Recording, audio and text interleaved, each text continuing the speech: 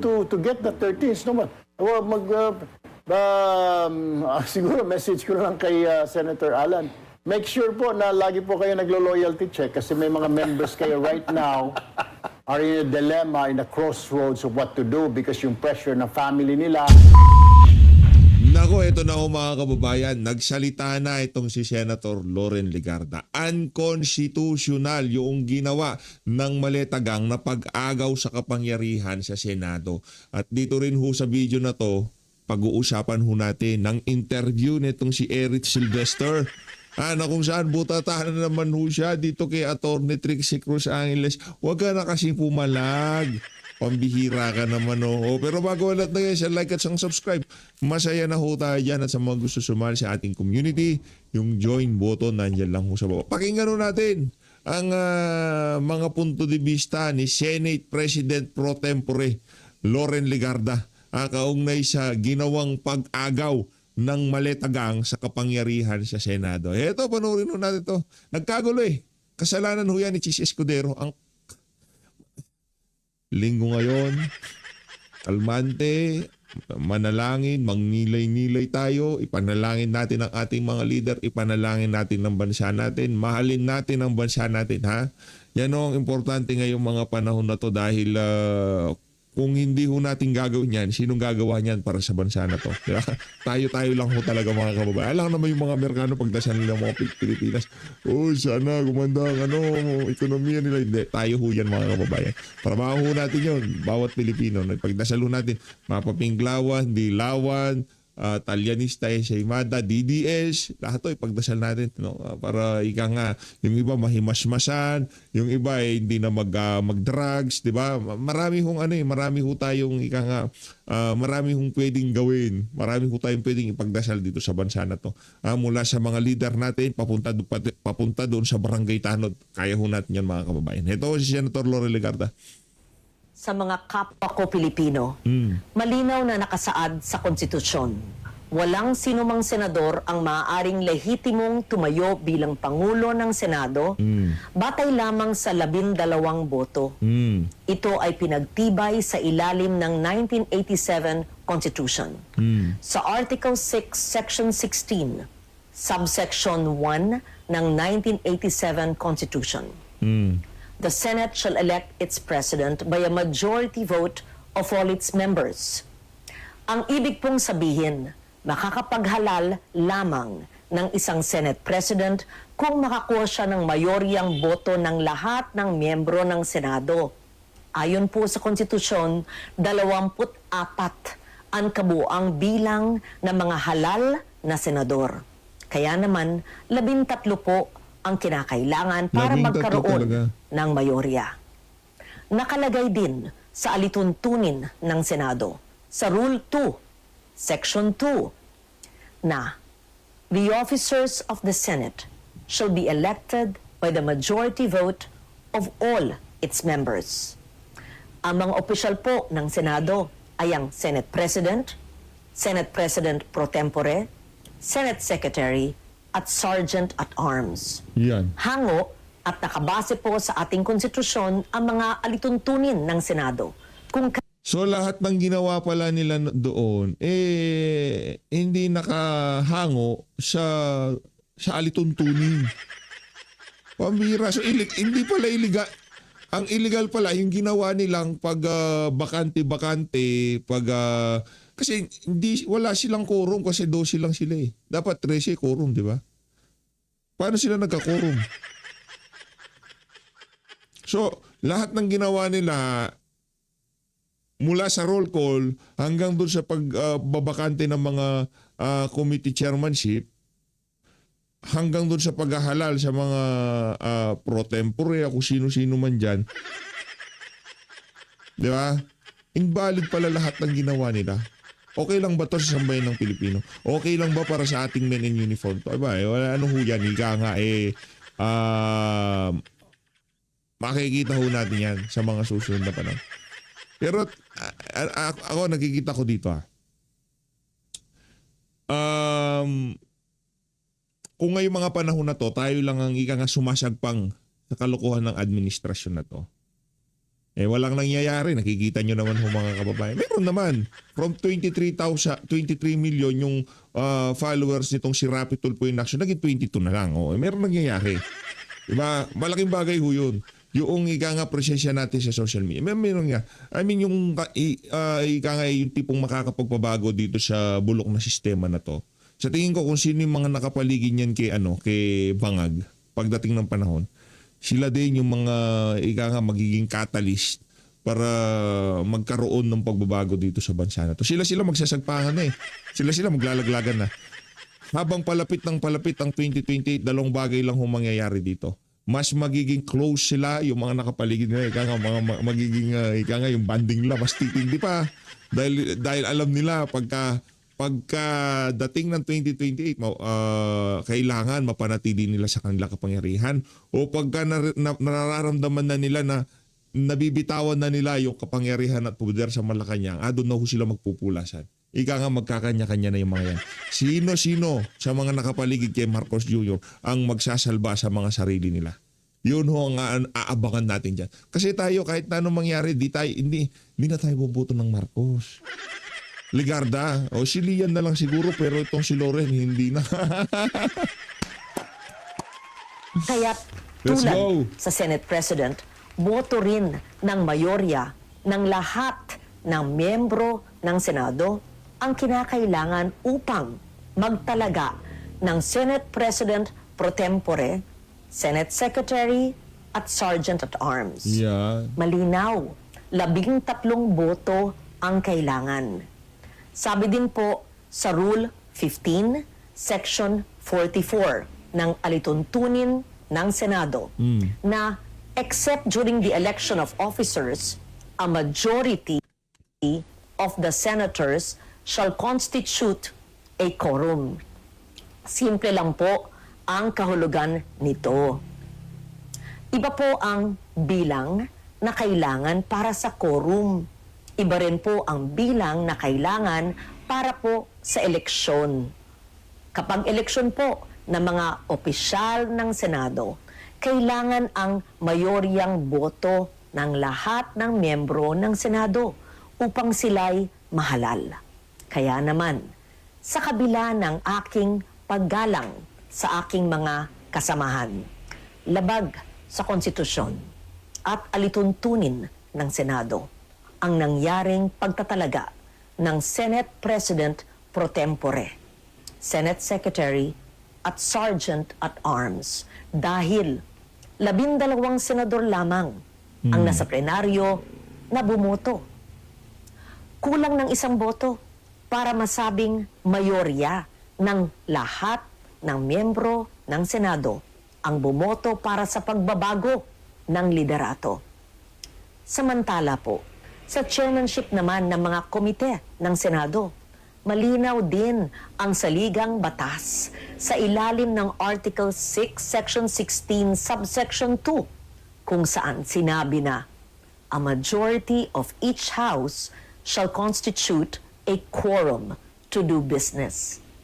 Ibig sabihin po, 13 senador din ang kinakailangan na kabilang sa sesyon ng Senado upang makagawa ng anumang opisyal na gawain o quorum kung kaya't labag din po sa konstitusyon ang naganap na pagdeklarang bakante at pagtatalaga ng mga chairperson sa mga ilang komite. Madalas pong binabanggit ang mga nasa minorya ang kasong Avellino versus Cuenco upang palabasing lehitimo ang naganap na takeover sa Senado.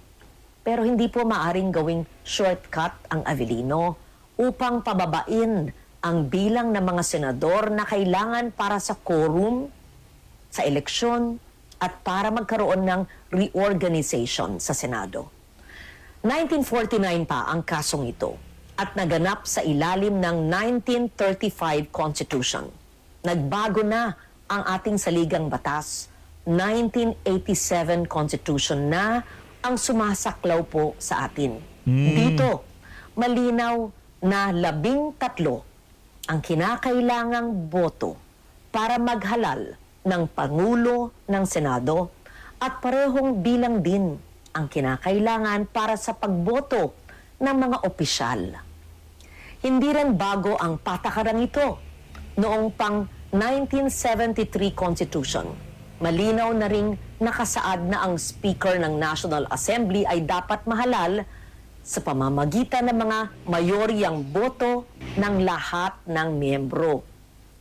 Kung tatanggapin natin na maaring basta-basta na lamang bawasan ang bilang ng mga senador na kinakailangan para sa eleksyon ng mga opisyal at pinuno ng mga Magic number ho pala talaga sa Senado, hindi 12. Ang magic number ay 13. Magic number ho lagi 13 ho mga kababayan, hindi 12. Kailangan 13 talaga. Yung pinagpipilitan nila naghalal sila ng ganito, wala nga silang quorum eh. Diba? Hindi nila pwedeng declare na mayroong quorum, wala namang quorum dahil nasa Pilipinas lahat ng mga senador, nakakulong nga lang pero nasa jurisdiction sila ng Pilipinas. Ginagamit ho pala yung yung jurisprudence, so yung mga nagdaang ginawa nila diyan sa Senado kung yung ibang mga senador nasa labas ng bansa, nasa Pilipinas naman. Alam naman ho nila yan. Pinagpipilitan nila at napaka-confident nilang ipagpilitan ito kasi yung naratibo, yun ang gagamitin ng media. Ganun lang naman ho yun. Di ba? Oh. komite. Malaki ang magiging epekto nito sa operasyon ng mataas na kapulungan.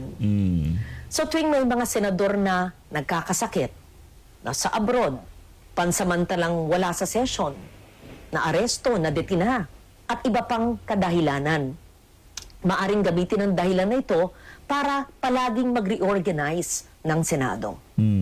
Pag nangyari po yun, hindi na representasyon ng taong bayan.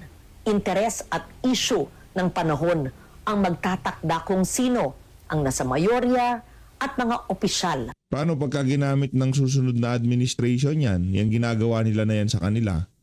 O sila naman ang ngayon kukontra? Sige, Sen Loren, paggamit na natin sa kanila. Dahil sa administration, maraming makukulong sa mga yan. Sa tingin ko, karamihan ng mga yan, mga puro malitagang yan eh. So, puro kalaban nila yung mga maiiwan dyan sa Senado. O hindi na mapapalitan. O doon na natin baguhin na saligang batas. Ng Senado. Ang magiging labanan na lang ay kung sino ang makakapagbawas ng pisikal na presensya ng kabilang panig sa bulwagan. Dapat manatiling representasyon, interes ng nakararami, performance ng bawat isa, at issue ng panahon ang batayan kung sino ang magiging mayorya at pinuno ng Senado. Ang konstitusyon, ang gabay ng ating demokrasya. Ito ang dapat nating ipaglaban para sa Senado, para sa ating mga institusyon, at higit sa lahat, para sa bawat Pilipino. Si Loren Legarda po, ang inyong Senate President pro tempore. Maraming salamat. Yun. Maraming salamat, Sen Loren ha. Kahit na mabanggit ang pangalan mo ng 18 Marine, isa ka sa mga nanindigan, di ba? Good luck na lang, Sen Loren, kasi kung may sabit ka talaga, diniliveran ka, wala naman tayong magagawa doon. Tayo naman dito, yun lang pinanghahawakan natin. Kung ano yung mga sasabihin ng Marines, kontrahin mo, dumalo ka sa hearing. Hindi tayo bias dito ha, hindi porket kaalyado yan ni Sen, no? Sen SP Cayetano, ganun na rin ho yung natin. Ika nga, wala na tayong, para tayong mga dilawan at pinklawan, talyanista at seymada, pagka ganun ho tayo mag-isip. Ano lang ho tayo, focus ho tayo doon sa gusto nating mangyari na kung saan hindi pwedeng pagkakalaban pagkakampi absuelto, pagkakalaban talagang didikdikin natin.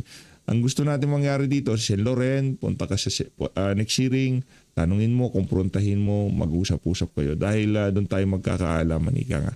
Punta na ho tayo dito kay Eric Sylvester. Dito ho yung pagsoplak sa kanya nitong si Attorney Trixie Cruz Angeles. Game! And the spokes is back, still with Senator Erwin Tulfo and Dean Santa Maria. Our hanging question, what do you think was the intention of Senator Alan Peter Cayetano's bloc when they insisted on conducting the hearing yesterday? Well, actually, we've heard Salamat kay Sendoren Ligarda. Salamat. Hindi rin isa sa mga hindi bumigay sa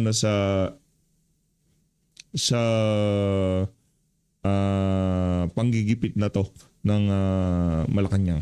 reports earlier today na they will really push it despite the fact na there were already orders from the acting Senate President Gatchalian na all employees will work from home. Pero so walang employees from the Senate that day except yung mga employees nila, yung mga security nila, kaya tingin mo maraming tao. This time, we heard reports that they were really trying to pin down. As a matter of fact, earlier today, nagtawag na sila na supporters like this, like that. Wala naman dumating masyado.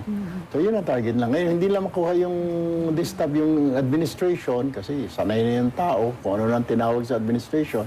Dito na lang sa leadership ng Senate. Tito Soto, myself. Pero dahil si Win, wala silang makita. So, wala si Win. Ang nakapagtataka, obvious naman, doon sila nagkamali. Hindi nila binanggit yung dalawa pang senator na nasa block na nila, si Loren and si Mark Villar. So, doon pa lang ay maiisip mo na ano ba ang purpose nito? To, syempre, siraan. Diba? And then, number 2, ako yung spokesperson. Banata natin, banata. Number 3, tatakbo. Ikaw ba ay spokesperson ng Maletagang? Inigyan na ng pangalan, Maletagang na sila ngayon. Masama. Oh, di ba? Maraming gang dyan eh.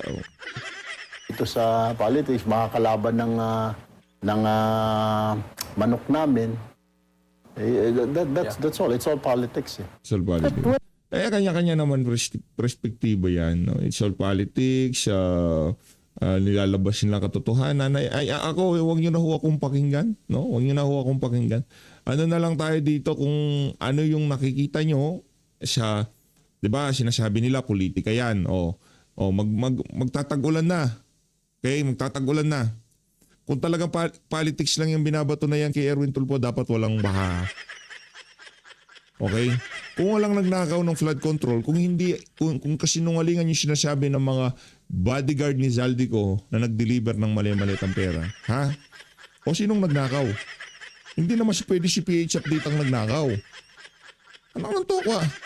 Pati ako, nadamay ako dyan. Pambira, mga vlogger nga ginigipit nila nung 19 Congress eh. Petrong Garapata. Diba? Sige ganito na lang. Kung pupolitika yan, ba't ang daming lubog pagka ika nga umutot lang ang palaka, lumulubog ang kalsada? Ano nangyari doon? Pambihira What's naman. the legality of yesterday's hearing? Dean Mel, Ako para sa akin, from the beginning, I am of the opinion that talagang it is illegal. Illegal. Pero it was to create a political illusion. Wala nang power.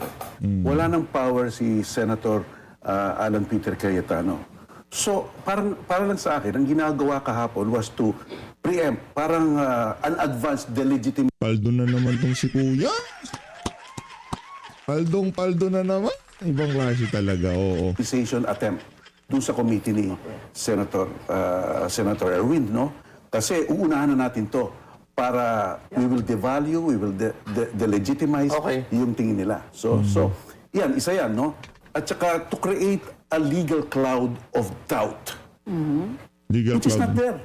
Wala naman. It's Wala really naman. a total exercise in politics. but don't you think there's value in the testimonies? After all, they were made under oath, plus they were supported by an affidavit. Okay. Then you're talking about the credibility of the witnesses, the credibility of the affidavit. Yung mga yung tinutukoy niyang witnesses, yung mga bodyguard. Mga bodyguard ni Zaldico. Mga utusan ni Zaldico. Okay? Di ba sinasabi natin si mastermind si Zaldico? Okay? At tinutukoy nito yung mga bodyguard ni Yes. And Zaldico. how the witnesses place themselves in yung tinatawag namin sa batas na personal Abogado din yun eh, abogada. Ano siya? Kumbaga, panyero mo yan, panyero. Panyera. vulnerability. Ibig sabihin magte-testify ako, kaya kong makasuhan ng perjury, malalagpasan ko to. Okay. Dapat ganon. Wala yon. We have no counter evidence. Yun ang sinasabi ko kay Madriaga kanina. Yung kay Madriaga, nag-execute siya ng waiver. Oh, waiver. Okay, waiver. O, sige. ng kanyang bank account. Oh. Kaya yung sinasabi niyang mga amounts, so pwede natin tingnan. Oh. Makikita niyo dyan eh. Kabado si Kuyang. Kalma lang. Kita sa mukha niya eh. So, mas may credibility si Madriaga kaysa sa 18 Marine. Okay, okay. Counter, Pati itong si Barry Gutierrez, kalmahan mo lang, hindi tanga yung mga manonood sa'yo. Sabi siguro kay Mel Santamaria, hindi porket abogado ka mabubulan natin ng mga manonood. Mga tauhan yun ni Zaldico. Prof. Mel Santamaria, wag masyadong pahalata, okay? Oh. evidence. Yun ang sinasabi ko kay Madriaga kanina. yan o. Yung kay Madriaga, Yan o. nag-execute siya ng waiver ng kanyang bank account. Kaya yung sinasabi niyang mga amounts, so pwede natin tingnan. Tingnan yung mukha nito. Makikita niyo dyan. Naku. Patango-tango. Bakit? Isa ka ba sa mga sumalansa kay Madriaga? Hindi, ano na ho yan. Kayo na bahala dyan. Yung tawag nila kay Zaldico, Boss Saldi, nakakasalamuhan nila si Boss Saldi, kasama sila sa payroll ni Boss Saldi. Iga nga talagang lahat ng transaksyon nila involved si Boss Saldi. O dito tayo kay Madriaga na kung saan pinagpipilitan niya na close sila ni VP Sara. Huwag mo nang ipilit si Madriaga. O hindi problema. Kung talagang saan maging private prosecutor ka, ipagpilitan mo yung naratibo ni Madriaga tingnan natin kung saan aabot. Dahil dun sa pag-execute niya ng bank waiver, credible na siya. Palakpakan natin itong si Dean Mel Santamaria, pambihira. But don't you Kung think hindi niyo that... makita dyan, panalo si Sara. Let me just add to that. Siya talaga. Noong 19 Congress, siya ho ang punong abala pagdating sa media relation. Diyan sa House of Representatives. Tama mali. Ikaw ang nag-organisa doon sa mayat-mayang pagpapapress con noong mga miyembro ng TWADCOM. Mula sa siguro pati yung Yangon, ikaw din ang nag-formulate doon. Basta media relation, siya yung punong abala nun. Kaya kung gaano kakups ang media sa House of Representatives noong mga panahon na yun, alam na, kayo mga media, huwag kayong masaktan pagka tinatawag kayong bayaran. Buti na lang wala tayo sa media. Nasa social media tayo. Meron pa rin naman media pero, di ba, wala tayong nakakasalamuhang mga politiko dito. Hanggang dito lang. Di ba, makita natin sa larawan, hanggang dyan lang tayo. Pero magkaroon ng interaction, magkaroon ng kung ano-ano, hindi rin tayo papayag ng gano'n. Mahirap na, baka makorner ka, mahirap na. Di ba? Ngayon, tanungin ko kayo, etong mayat-maya meron nag-i-interview na to sa kanila. Yung mayat-maya meron silang binabanatang mga politiko. Kinakabahan ako sa mga yan, sa totoo lang. Bakit? Baka yung pagbanat nila na yan, naghihintay lang ng padulas yung mga yan. Kaya ingat to kayo, yung mga media, kagaya ng mga nasa ABS, yung mga nasa News 5, yung mga nasa GMA, banat sila ng banat sa mga politiko, mayat-maya, naghihintay lang pala sila ng panotchibe na package. Mel was saying, Attorney Trixie, Attorney Barry. First of all, we declared na yung hearing ng Blue Ribbon is Monday. So, unang-una, illegitimate na kagad doon, illegal. Because the acting Senate President also said na walang hearing, it's moved to Monday. Pangalawa, kahit naman nung pa sila, it's not on the record. It's not on Walang the record. stenographer, walang recorder, etc. Yung video. Walang kwenta, stenographer, recorder, walang kwenta. Valid, hindi valid. As long na nakita na ng sambayan ng Pilipino kung bakit mangyayari sa kanila na yan sa malapit na hinaharap yung kanilang paglubog dahil yan sa pagnanakaw ng mga ganid na politiko sa pera. Okay? Walang problema yung mga recorder ko. Walang kwenta yan. Anak ng toka. Wala. So, saan nila dadalhin? So this will not form part of the Senate No, record? kasi wala nga tao sila lang. Ang talagang target nila, nag-imbita sila ng media na kukunan sila ng media, mainstream. So nandun, at saka yung mga vloggers nila, pinick up lang sa mga media. Yun, pero yung recording wala. So paano yun? Paano rin, hindi rin tatanggapin ng ombudsman yung kanilang hearing kahapon o whatever yung sinasabi ng hearing nila because it's not official, because it's illegal. Sayang lang din. Talagang ang purpose lang nila, Attorney Trixie and Attorney Barry, para pahiyain yung mga tao at keep on talking. Alam nila parang trial by publicity. Hindi, walang problema. Trial by publicity. Wala naman kasi wala. Paano kayong hindi ita-trial by publicity? Wala din naman kayo kinakasuhan ng ombudsman. Hindi kayo niimbestigahan ng NBI. Hindi kayo niimbestigahan ng DOJ. Sino magta-try sa inyo? Hayaan na natin yung publiko ang magsabi sa inyo. At least hindi bendalo, di ba? Hayaan na natin magsabi ang taong bayan kung totoo ba sinasabi nila o hindi totoo sinasabi nila. Ngayon, pagka lumubog yung Metro Manila, Bulacan, Laguna, Pampanga, pagka landslide, sira yung kalsada, palpak yung mga infrastruktura, doon na lang sila magtatanong sa sarili nila. Meron ba kahit nakatiting na katotohanan yung binanggit ng yung mga Marines dito? Dahil bakit kung kasinungalingan yung sinasabi ng Marines, bakit nangyayari ito? At kung hindi sila ang tumanggap ng pera, hindi naman pwede Duterte supporter ang tumanggap ng pera. Sila nasa administrasyon. Hindi ko sinasabing tumanggap ng pera galing flood control itong si Boy. Okay? Hindi ko sinasabi. Malay mo, meron silang dealing na itong si Saldico. Meron silang business or what, diba? Hindi natin alam.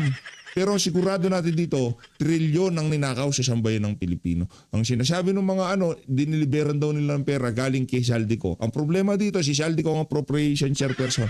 Siya ang tinuturo ng mga kontraktor na sa kanila sila nagbibigay ng persento sa mga proyektong nakukuha nila sa pamahalaan. Ngayon, yung mga pera na yon, saan napupunta? Kay Saldico. Yung mga tauhan ni Saldico, ano sinasabi nila? Dinideliver sa bahay ng mga politiko. Anak ng toko, walang investigasyon sa pamahalaan. O sino magtatry sa inyo? Hayaan na natin ang publiko. Nakuha niyo ba mga kababayan? O pagsalitain na natin Dito sa social media. Can I just add?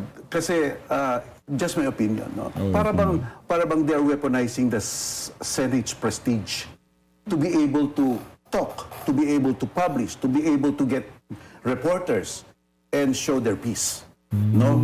But at the very same time, they know that their authority is already clouded because of a new majority. So ang Si iniisip Barry Gutierrez na ano siya na labo na hindi ganun yun. Kahit alam ko yung batas. Nababasa ko ang 1987 Constitution, dapat 13. Paano magkakaroon ng acting? mo ngayon, tama. Why then are they doing this? Di ba? Yun ang mga tanong mo eh. Because parang wine-weaponize nila yung Senate's reputation na magnet sa mga media so that meron silang forum. I want to focus on a particular thing na lumabas during yung testimony kahapon. Ito yung supposedly nagpalit daw ng pesos to dollars para bayaran yung mga ICC investigators. Patuloy ko kayo pareho kasi Dimel, ICC, alam naman niya yung ano rin. So, Ang mukha ng walang alam. Ba't di ka makatingin? Yung composure mo, yung body language mo, Brad, sinungaling ang dating. Ayusin mo next time, ha? Pag meron kang engagement sa media, huwag kang ganyan para ka sisiw na binatukan. Team do you think- ECDML. Well, I think it's funny. It's funny. And even absurd. Di ba, napakalayo eh. You know, the idea of putting this case sa ICC is precisely the geography. Kaya nga meron tayong Republic Act 9850. Paano yun? Merong ebidensya. Merong picture yung na talagang inahatid sundot nila. Yung mga ICC member sa airport. Paano nakakatawa? Anak ng tokwa, nakita nyo naman mga kababayan kung sinong kasalamuhan itong si Trillanes na di umano siya ang ikangapunong abala sa mga ICC. At yung hotel ni Saldi, doon sila naka-check-in. Pamilya. Sapagkat dito sa Pilipinas, wala tayong expertise ng crime against humanity. Ni isang piskal, ni isang korte, wala pang dumidinig at naglilitis ng crime against humanity. Kaya sabi nga nila Senator Miriam Defensor Santiago, Dick Cordon, bakit hindi natin ilipat muna doon sa mga expert? Kasi yung geography, yung layo, talagang it will insulate yung mga ugong-ugong na mabibigyan, may impluwensyahan. So, para lang sa akin, natatawa ko doon. It's amusing. Huwag na natin bigyan ng yung parang weight yung statement na yan. Huwag na natin bigyan ng weight kahit na yung perang pinapalit nila galing sa pera ng sambayan ng Pilipino. Yung pinapilit na lang peso papuntang dolyar, huwag na natin bigyan ng weight. Kasi nga naman maraming madidiin na politiko. Yan si Mel Santa Maria. Anak ng toko, yan sinasabi ko sa inyo. Hindi porket abogado nagsasalita, papaniwalaan nyo kagad. Hindi ako naninira sa kanya. Ang naninira sa kanya mismong sarili niya. Pagka Madriaga, dahil bank waiver, okay lang kasi kalaban niya ni banat yan kay kakampiyan ni banat yan kay Sara. Di ba? Pero pagka yung pinapapalit na pera, kahit galing pa sa Kaban na Sambayanan, ay baka mahirap na, di ba? O, yung sinasabi ko sa inyo, babantay ko kayo sa mga Ako, pinaparinig ko na ho sa inyo. Para at least, kung ano man ang naririnig ko at ano man yung mga punto de vista ko, maibabangga nyo dun sa inyo. Diba? Kung ano yung masasabi nyo dito sa mama na to, kay Mal Santa Maria, dalawa na tayo. Kumbaga, dalawa tayong sasalansan sa mga kabalbalan itong abogado na to. Ganun lang naman ho yung mga kababayan. Hindi ko sinasabi dito na tumanggap siya ng pera. Pero yung naratibo niya, anak ng tokwa, abogado ka ba ng Maletagang? Muulan ba? Naku, muulan. Delikado yan. Mel Santa Maria, umuulan. Yung panggawa ng flood control, pinapalit ng dolyar. Palakpakan. Di ba? At saka ito na lang ho, isipin nyo na lang. Sa ang daming pwedeng anuhin, ang daming pwedeng kung gumagawa lang sila ng istorya, lugar specific, yung amount specific, yung timing, di ba? Kaya mahirap po sabihin na gawa-gawa lang ng ano yan, Marines, ano yan, kalokohan. Ako na kung sasabi sa inyo, pagka meron nagsabi sa inyo na sinasabi nila gawa-gawa ng Marines yan, hindi dahil yung mga Marines tumatayo para sa sambayan ng Pilipino at para malaman ang buong katotohanan sa mga manumalyang flight. Hindi dahil ito ho, base lamang kung anong nangyayari ngayon sa ating bansa. Diba? Kumbaga, kahit ayaw maniwala ni PH sa mga Marines na yan, bibigay ko na yung benefit of the doubt. Ika nga magda-doubt na ako. Diba? Kaso, yung epekto nung kabuktutang ginawa nila nung 19 Congress, nararamdaman natin ngayong mga panahon na to. Kung hindi totoong walang nagnakaw, bakit merong lumulubog? Bakit ang daming substandard? Ba't ang daming ghost project? Mer Santa Maria naman. Mas matalino ka naman dyan. Ang isa pa, let me add to that, yung Hindi ka naman magiging Dean Brad. si Congresswoman Laila. Yeah. Doon sa first affidavit, sinama nila. Tapos winidraw nila kasi may nagsabi, hindi pa naman siya congresswoman dyan. Oo, kasi ang pagkakaalam nila, nung ginagawa nila ang affidavit, ang buong pagkakaalala nila, congressman na siya. Kaya nailagay doon, congressman. Ngayon ginawa nila, hindi siya congressman, pero kasama siya sa mga tumanggap. Di umano. Election 2025. Tama. Tapos kahapon, binalik na naman dahil ayaw tumigil ni Congresswoman De Lima. Hindi dahil ayaw tumigil. Kasama siya. Yung pagkakasama lang niya doon sa mga congressman. Okay? Kasi hindi nila alam Congressman na, noong lumabas na tong issue na to, congressman na siya. Kaya buong akala nila, noong panahon na hinahatiran o tumatanggap siya o kung ano pa man, akala nila congressman na siya. Yun ang paliwanag doon. Ngayon kung yung naratibo sinasabi tinanggal, hindi ganun yun. Ibig sabihin, nakuha kayo sa propaganda ng mga mainstream media para makisabwat sa pagtatakip dito sa pinakamalaking skandalo na to. Nakikisabwat yung mainstream media. Nakikisabwat sila. Kasi kung yung naratibo ng mainstream media pabago-bago ng statement, hindi consistent sila. Ang binago lang kay Leila de Lima. Merong hindi nabanggit, oo. Pero yung consistency nandun. Yung sinasabing, ganito nung una, ganito ngayon. Ganun nga ang problema Nagkamali sila, ang buong akala nila, nung 19 congressman na si Leila. Kaya naisama yung pangalan niya doon sa mga congressman. Huwag na ikaw naman, Eric, hindi ka Pangalawa, yung pare. pare. Ano mo kinalaman ng pare sa flood control? Bibigyan siya ng milyon-milyon ni Saldico. Doon na lang. Bibigyan talaga ng milyon-milyon. Isa si Father Flavi sa mga pari nila dyan sa House of Representatives. Isa yung pari na yan, isa sa mga maiingay. Kumbaga siya yung representante ng simbahang katoliko dyan sa House of Representatives noong mga panahon na yon. Tama, mali. Pagka may TWADCOM, pagka merong witness sa mga nung evidence gathering ng TWADCOM sa AJK, kung maalala nyo, sinong sumasama sa mga di umanong biktima pamilya ng biktima ng AJK. Sino sumasama? Kayo naman. Huwag tayo maglokohan dito. Nagkataon lang yung perang ibinigay dito kay yung mga perang di umanong ibinigay dito kay Father Flavi nakakaladkad sa mga maanumalyang flood control project. Oh, ngayon magtatanong ka bakit nga naman mabibigyan siya? Wala naman siyang proyekto. Hindi mo naman kailangan magkaproyekto. Kailangan mo lang makiisa sa kabuktutan ng mga kawalangyaan nila sa House of Representatives. Huwag tayong,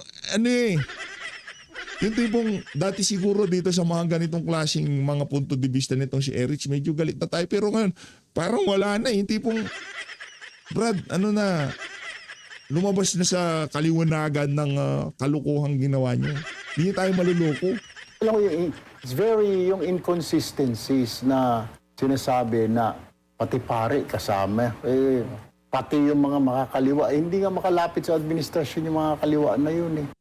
Sinong di makalapit sa admin? Sinungaling nga na si Franz Castro, hindi makalapit. Gusto mo pakitaan? Teka lang.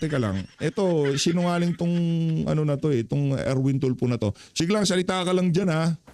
So, Hindi, I don't know. Hindi ko rin mabibitawan natin yung hindi makalapit. Hindi makalapit yung mga makakaliwa. Sigurado ka? O, sige.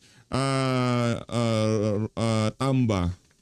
Pangalan kasi ni Romualdez sa computer ko, Tamba eh. Pakitaan ko lang ko kayo kung papakita ko sa inyo kung gaano kasinungaling yang yang ACT-CIS party list na yan ha. Yan party list dati yan eh. Papakita ko lang kung gaano ka kasinungaling na hindi makalapit sa administrasyon. Kapal na mukha mo ha. Teka lang. Nasaan na ba yung PH? Matagal ka PH. Ngayon hindi mo kasi inaayos PH eh.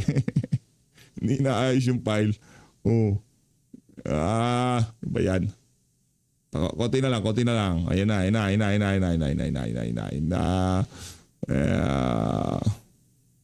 Bayan? Saan na yun? Bayan. No, bayan. No, hindi, tuloy na muna. nakikita na kausap ni Saldico yung, dahil lagi ako sa office ni Saldico to get info dahil siya yung nag-feed sa akin. Ito yung palabas natin. Ito yung gusto ni speaker na news natin. Kasi I was the director for communications. Siya sumalansa noon. Sabi ko naman sa inyo, kala nyo nag-aano si PH ha. Kung gaano ka kukups at kababoy ng tanong ng mga taga-House of Representatives nung mga panahon na yun. Kasalanan ho ng mama na yan. Pero hindi ko sila nakita. Nakikita ko yung mga party leaders, mga senior leaders ng Congress. Yun nakikita ko, mga ordinary congressman. May mga bit-bit na mga folder, papel, mga program of work. Na ganito kakapal. Naku, sinasabi ko sa'yo, nadudulas ka eh. Senator Marcoleta, nakita ko rin, may dalang program of yan, Senator Marcoleta na, yari, naloko work. na. Kaso mga last days na yon, hindi na siya pinapansin kasi daldal siya ng daldal. Hindi na siya, parang out na siya. Kaya galit na galit siya. Parang sinasabi mo, yung mga program of work, may dinadala tapos walang dinadala tapos out na siya. Ano yung laman ng program of works pambihira? Doon kay Speaker Romualdez and kay Saldico. Nakabistuhan na. Senator Alan said that he will step down if a 13th senator crosses over to your group. I don't Do you believe. think this will come? No, I don't believe kahit No. na mag-15, 16, 17 pa kami. Ginawa niya na yan sa Congress when he was the Speaker of the House. Bababa siya. Kasi susundin niya saligang batas. Yung Biblia, yung saligang batas at yung Senate rules, yun lang sinusunod niya. Ako mismo babanatan ko siya pagka hindi siya munusunod. At base doon sa nakita ko sa mama, meron siyang prinsipyo at paninindigan. Bababa siya. Huwag mo na sirahan si SP Cayetano, okay? When it was time for him to step down, kasi may gentleman's agreement sila with Lord Alan Velasco. Come June 21 yata, 2020, ako na. Come June 21, pinadlock niya yung plenary. Tapos dinala niya yung mace. Akala niya, hindi makapag-session pag walang mace. Ang ginawa ni Lord Alan, pumunta Sa yan celebrity. sa celebrity. Doon siya nag-kwan. At pagkatapos, kaya yung sinasabi niya, nakikialam yung executive administration sa Congress, sa legislative. Kasi na-experience niya.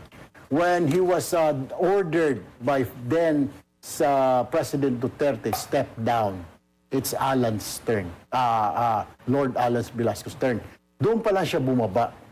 Otherwise, hindi siya mababa. na continue nakapadlock yung Congress and dala-dala niya yung may sa bahay. Buti niya siya nakasuhan ng robbery or theft. One more thing, maybe Trixie, Sec Trixie, because he knows it will not happen.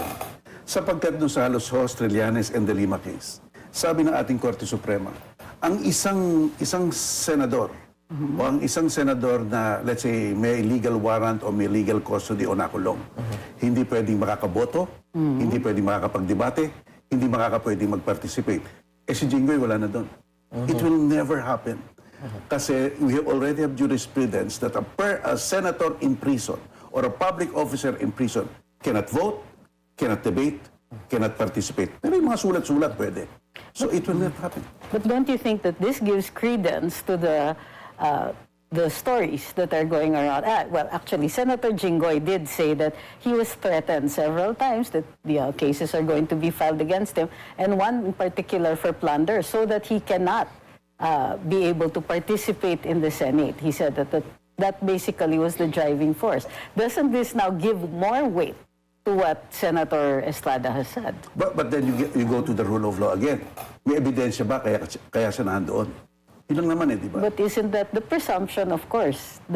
What he's saying is that the executive being in control of the proceedings prior to the judiciary, that these can be manipulated. And in fact, this is the strong impression being left because he had been threatened. And that threat was made good. He has been arrested and he is now detained. Ang dali kasing i-weaponize nung mga argument na yon. Yes. Why?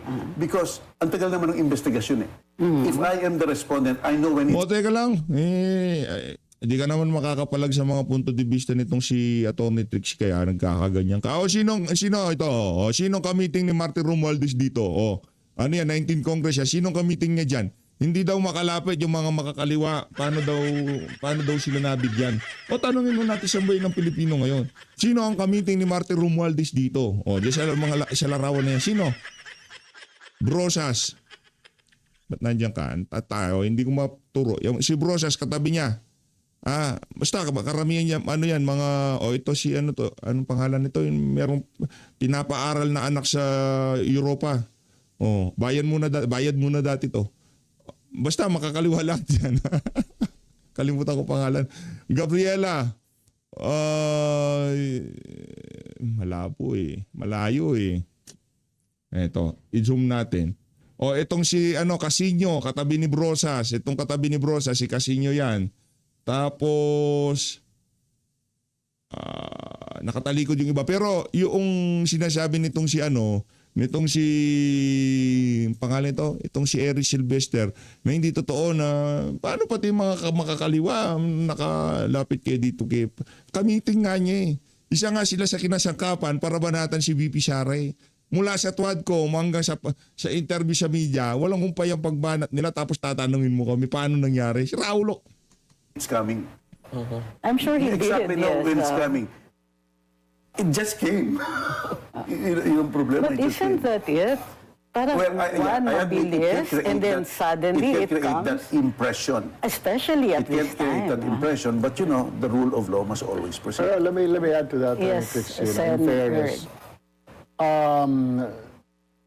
Ombudsman Remulla was already saying we will be coming out with a warrant. Pero nagka-problem pala, may mga glitches, may mga kulang pa na documents. Even the President, may mahuhuli na ngayon Sabi December. nga niya may warrant. December, di ba? People were angry. January came, February. Kaya yung rating na Presidente bumaba ng bumaba because hindi natupad yung sinasabi niya na ang sabi ng iba, puro kasalita. Hindi.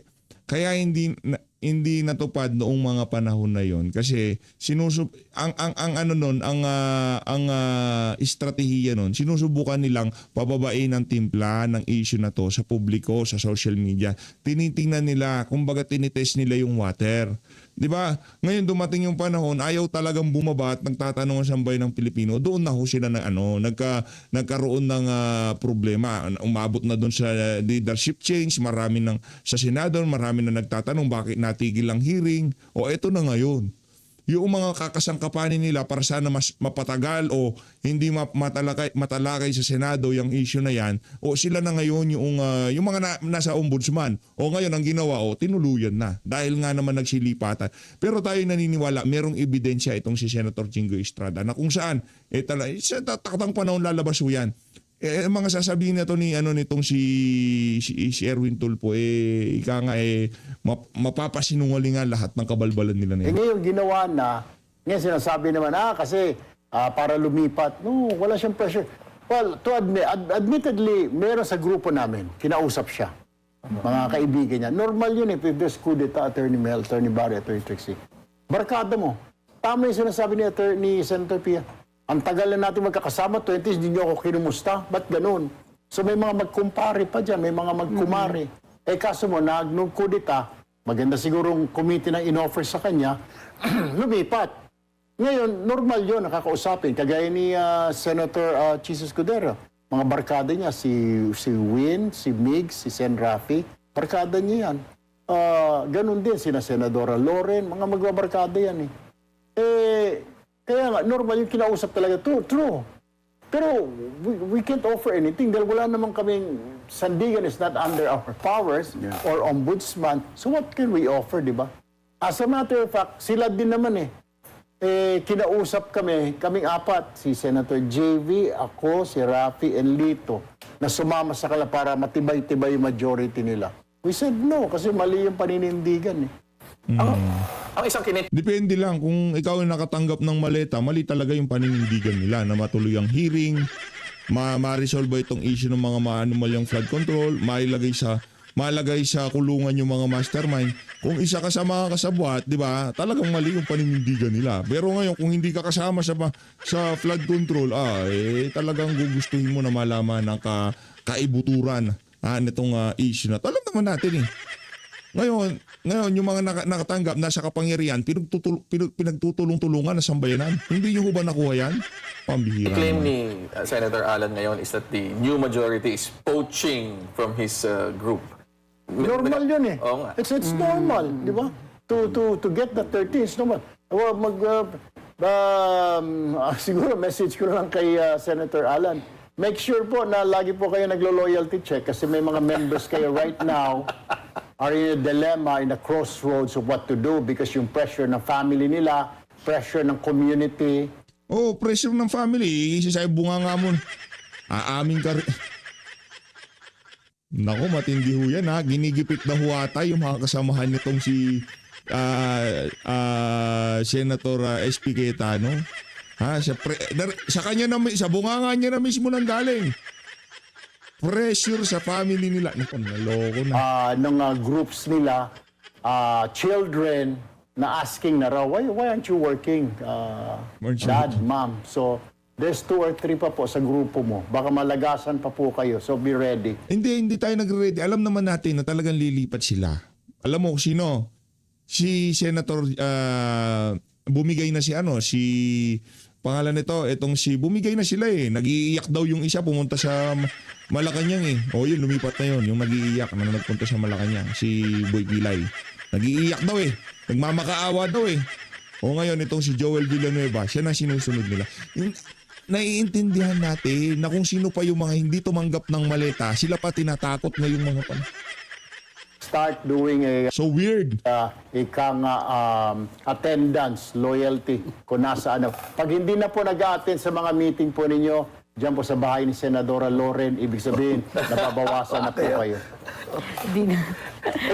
Hindi, sabi mo, hindi na dumadalo, natakot na ho sila. Ganon. Mel, isa sa mga questions that I've gotten over the past few days is, meron bang possible legal accountability yung grupo naman ni Senator Alan given that they are holding on, still saying that they are the majority? Well, okay. Pwedeng pag-aralan kung papasok niyan sa usurpation of authority. Dahil ang usurpation of the authority under the revised penal code is precisely that. You feigning authority when there is none. So, pwede yun. obstruction of justice nung araw, yung mga kailabato. Pero baka usurpation of authority, no? Pero, well, titingnan pa natin. Kasi, siyempre, revised penal code, there is no crime when there is no criminal mind. Yeah, that's so, true. yun yung mga elements na dapat patunayan. Ayun, pagdating sa pagbabasa ng batas, magaling naman talaga yan. Kasi pagdating doon sa mga tatamaan ng batas, ito din mahusay yan si Mel Santa Maria. Ayun na nga, dito na unahan tatapusin ang ating reaction video kung sa mga kabalbalan na to ni Mel Santa Maria. Maraming salamat to sa pag-support sa PH Update. Mag-ingat po kayo lahat. Mahalin natin ang Pilipinas.